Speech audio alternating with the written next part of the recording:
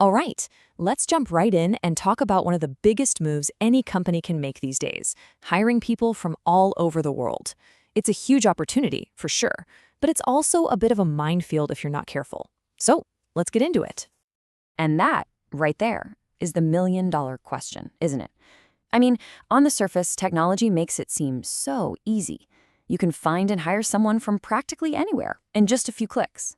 But that simplicity, it's really deceptive. It hides all these layers of complexity that we're about to pull back. Right now, we're in the middle of this massive global hiring rush. Markets are opening up faster than ever. Remote work has pretty much torn down all the old geographical barriers. And for a lot of companies, building a team across different countries is just the new normal for growth. The temptation is to move fast, hire anyone from anywhere at any time. And this is where things get really risky. So many organizations get caught in this speed-first mindset. The focus is all on filling that role, getting into that new market right now. The thinking is, we'll figure out the details later. But that is such a dangerous approach. It's kind of like building a house without bothering to pour a foundation first. Sooner or later, you're going to start seeing some serious cracks. So what's actually lurking underneath all of this? The best way to think about it is like a compliance iceberg.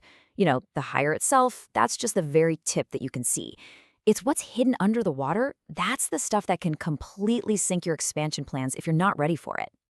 What's so tricky about these issues is that they almost never feel urgent at first. It's just a small payroll error here, a misclassified contractor there. But let's say that contractor you hired in Spain is actually considered an employee by local law. Well, suddenly you could owe years of back taxes and Social Security payments.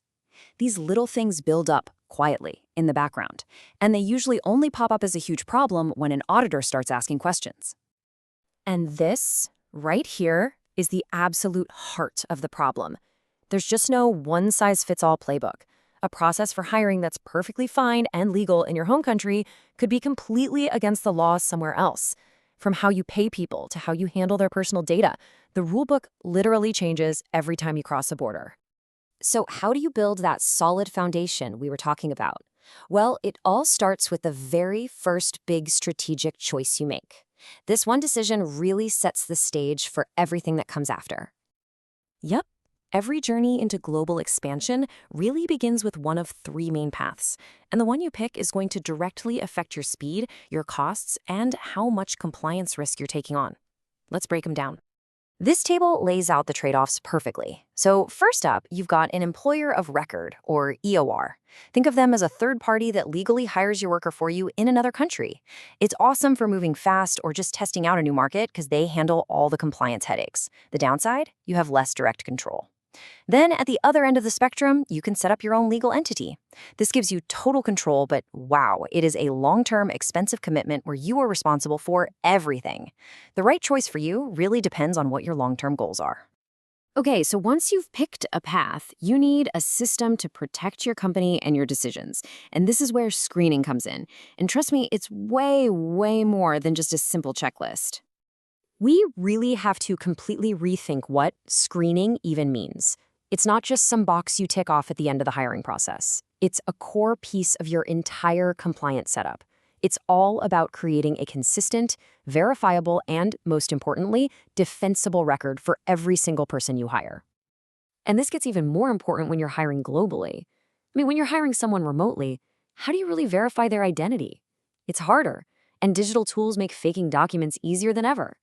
On top of that, the rules for proving someone's right to work can be totally different from one country to the next. A generic approach just isn't going to cut it anymore. So, a really solid system looks something like this. First, you verify their identity, because you have to know the person you're hiring is who they say they are. Then you confirm they have the legal right to work based on local laws, not your own. Next, you check their background, which means you have to know how to read and understand different kinds of documents from all over the world. Now, if a check turns up something weird, you have to follow that country's specific legal process for what's called adverse action. One wrong move there, and you could be facing a lawsuit. And the last absolutely crucial step, record everything consistently. That record, that paper trail, that is your defense. Okay, let's get super practical. If you want to avoid all these problems down the road, you've got to ask the right questions before you even start your expansion. First thing you need to ask, Are we thinking short-term or long-term here? This question forces you to look past just filling a role today and actually consider what you want your future to look like in that market. Are you hiring one person for a quick project, or are you hoping to build out an entire team there? The answer really changes your whole strategy. This one's about getting into the nitty-gritty. It pushes your team to stop making assumptions and actually learn the day-to-day operational differences. Things like, what are the mandatory Social Security contributions in Germany? What are the exact documents you need for a right-to-work check in Singapore? Getting this stuff wrong isn't a small oops. It can get very expensive very fast.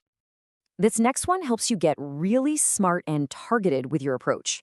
The screening you do for a senior finance leader in the UK, for example, should probably be way different than for a junior marketing person in Brazil. A generic one-size-fits-all screening program isn't just inefficient, it can actually be non-compliant. And this one, it sounds so simple, but it is so important. This question tackles one of the biggest headaches companies face: scattered information that nobody can find. If you plan for this from day one, you make sure that when a regulator calls and asks for proof of something, you can hand it over quickly and confidently instead of panicking. And here's the key takeaway I really want to land.